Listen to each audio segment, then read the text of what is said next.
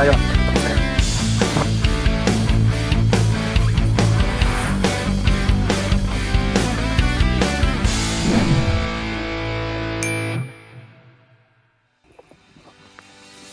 So magandang araw mga ka-fishing, mga katabyog.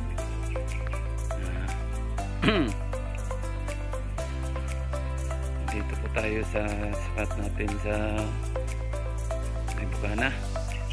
So makasting po tayo dito ngayon. So solo fishing muna tayo. So short casting lang ito dahil mahihilakad tayo mamaya. Sige, update na ako mamaya kung may iba pa tayo, ha.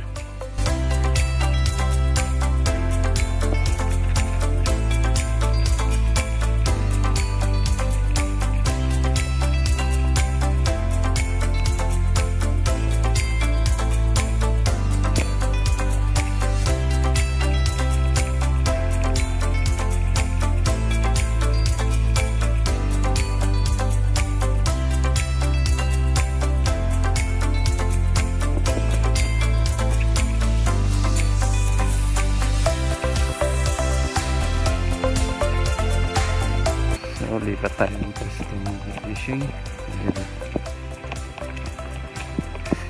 Tubig, hindi malinaw, kulay brown. So lipat tayo doon sa Pandalan. Mas malinaw ang tubig doon. Diyan sa tayong laruan ng isda. Wala.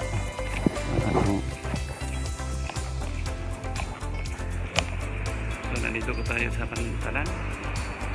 So nakaland po tayo at saka yan ang isang kubal-kubal na isda.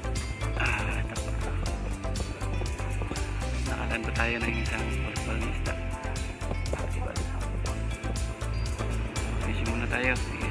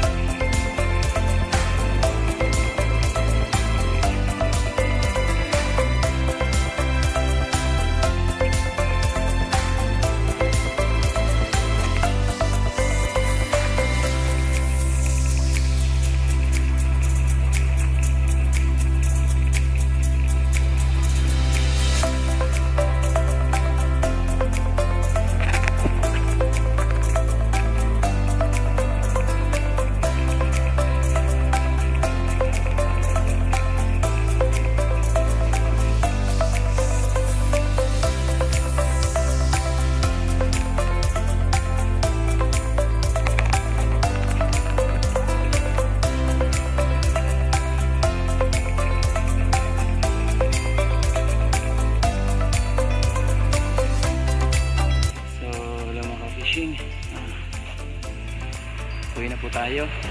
So uwi po tayo. Nandito tayo sa may Pandalan.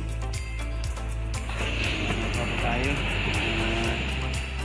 Dalawang kubal-kubal saka isang maliit na talakito. Ito po. Yan po. Yan natin. Yan po. Matumal talaga yung mga fishing. So, andito na lang mga ka-fishing. Shoutout pala kay Master Glenn, Angus Journey, saka kay Master Marlo. Shoutout sa kanila.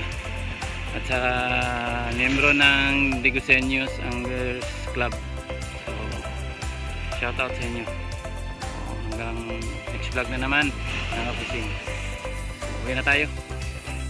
So mga fishing, please do like and subscribe to my channel.